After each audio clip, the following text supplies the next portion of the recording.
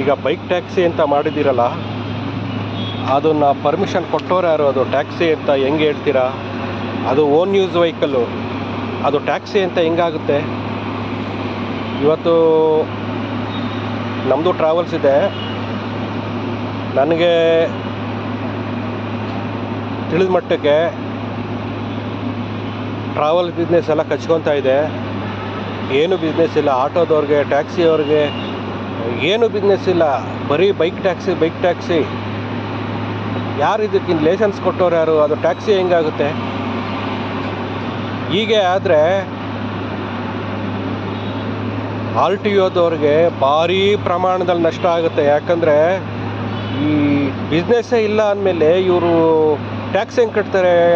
ಕಾರ್ನವರು, ಎಲ್ಲೋ ಬೋರ್ಡವರು, ಆಟೋದವ್ರು ಹೆಂಗೆ ಟ್ಯಾಕ್ಸ್ ಕಟ್ತಾರೆ? FC ಮಾಡಿಸ್ಬೇಕು, GPS ಹಾಕ್ಸ್ಬೇಕು, ಇವೆಲ್ಲ ಎಷ್ಟು ಖರ್ಚುಗಳಿದೆ. ಬೈಕ್ ಟ್ಯಾಕ್ಸಿಗೆ ಏನೂ ಇಲ್ಲ, FCನೂ ಇಲ್ಲ, ಏನೂ ಇಲ್ಲ, ಟ್ಯಾಕ್ಸೂ ಇಲ್ಲ. ಯಾರು ಇದನ್ನು ಮಾಡಿದ್ದು? ಬೆಂಗಳೂರಲ್ಲಿ ತುಂಬ ನಷ್ಟ ಆಗ್ತಾಯಿದೆ ಟ್ರಾವೆಲ್ ಬಿಸ್ನೆಸ್ಸಲ್ಲಿ. ಯಾರು ನೋಡಿದ್ರು ಬೈಕ್ ಟ್ಯಾಕ್ಸಿ.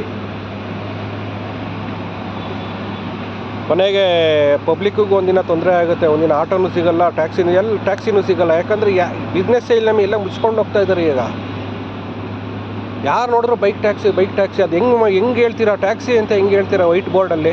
ಅದು ಇಲೀಗಲ್. ಅದು ಹೆಂಗೆ ಹೇಳ್ತೀರಾ ನೀವು ಟ್ಯಾಕ್ಸಿ ಅಂತ? ಯಾರು ಪರ್ಮಿಷನ್ ಕೊಟ್ಟಿದ್ದಾರೆ ಟ್ಯಾಕ್ಸಿ ಅದು ಅಂತ?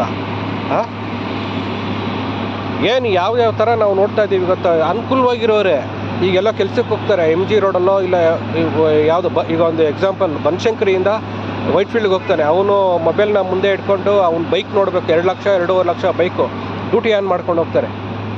ಪೆಟ್ರೋಲ್ಗಾಗುತ್ತೆ ಅಂತ ಹೋಗ್ತಾರೆ. ಎರಡು ಸಂಬಳ ಆಯಿತು. ಆಟೋದವರು ಜೀವನ ಮಾಡೋಕ್ಕೋಸ್ಕರ ಆಟೋ ತಗೊಳ್ಳೋದು, ಟ್ಯಾಕ್ಸಿಯವರು ಜೀವನ ಮಾಡೋಕ್ಕೋಸ್ಕರ ಟ್ಯಾಕ್ಸಿ ತಗೊಳ್ಳೋದು. ಇವರು ಬರೀ ಪೆಟ್ರೋಲ್ಗೋಸ್ಕರ ಇದನ್ನು ಓಡಿಸ್ಕೊಂಡು ಕೂತಿದ್ದಾರೆ. ಅನುಕೂಲವಾಗಿದ್ದಾರೆ. ಎಂತೆಂಥವ್ರನ್ನ ನೋಡಿದ್ದೀನಿ ನಾನು. ಯಾಕೆ ಈ ಥರ ಸರ್ಕಾರ ತಪ್ಪು ಕೆಲಸ ಮಾಡ್ತಾಯಿದೆ? ಮೊದಲು ಆ ಬೈಕ್ ಟ್ಯಾಕ್ಸಿನ ಬ್ಯಾನ್ ಮಾಡಿ, ಇಲ್ಲಾಂದರೆ ಅದಕ್ಕೆ ನಂಬರ್ ಪ್ಲೇಟ್ ಹಾಕಿ.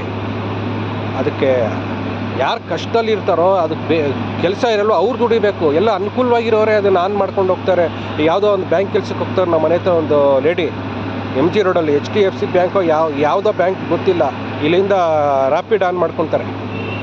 ಆನ್ ಮಾಡಿಕೊಂಡು ಅವ್ರು MG ರೋಡ್ಗೆ ಎಷ್ಟು ಡ್ಯೂಟಿ ಬರುತ್ತೋ ಮಾಡ್ಕೊಂಡು ಹೋಗೋದು. ಅದು ಪೆಟ್ರೋಲ್ಗೆ 2 ಸಂಬಳ ಆಯ್ತಲ್ರಿ.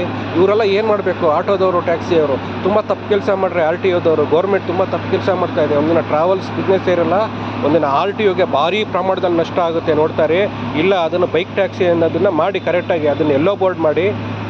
ಅದರಿಂದ ಉದ್ಯೋಗ ಇದೆ. ಅದಕ್ಕೆ ಯಾರಿಗೆ ಸೇರಬೇಕೋ ಅವ್ರಿಗೆ ಸೇರಬೇಕು. ಎಲ್ಲ ದೊಡ್ಡವರೇ ಸಂಪಾದನೆ ಮಾಡ್ತಾ ಇದ್ದಾರೆ.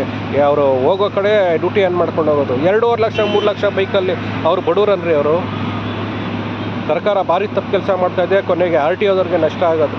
ಒಂದಿನ ನೋಡ್ತಾರೆ ಯಾವ ಪೊಸಿಷನ್ ಬರುತ್ತೆ ನೋಡ್ತಾರೆ. ಈಗ ಆಲ್ರೆಡಿ ಬೆಂಗಳೂರಲ್ಲಿ ಬಿಸ್ನೆಸ್ಸೇ ಇಲ್ಲ. ಯಾರು ನೋಡಿದ್ರು ಬೈಕ್ ಟ್ಯಾಕ್ಸಿ. ಆ ಟ್ಯಾಕ್ಸಿನೇ ಅಲ್ಲ, ಅದು ವೈಟ್ ಬೋರ್ಡ್ನ ಬೈಕ್ ಟ್ಯಾಕ್ಸಿ ಅಂತ ಯಾವನ್ ಮಾಡ್ದವನು. ಕೊನೆಗೆ ನಷ್ಟ ಎಲ್ರಿಗೂ ಆಗುತ್ತೆ ನೋಡ್ತಾರೆ.